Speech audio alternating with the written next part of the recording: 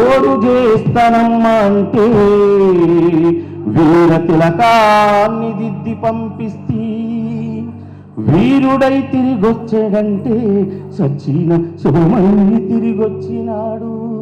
చచ్చిపోయినొల్లను వీరులంటుండ్రు, సావమన్నట్టుగా తీరు చేస్తుండ్రు.